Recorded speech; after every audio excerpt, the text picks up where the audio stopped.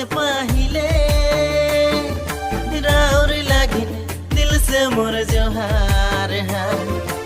ये आशा सबसे पहिले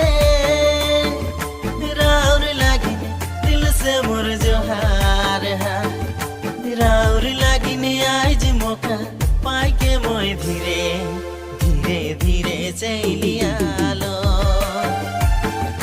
राउर लागिन आज मौका पाई के मोय धीरे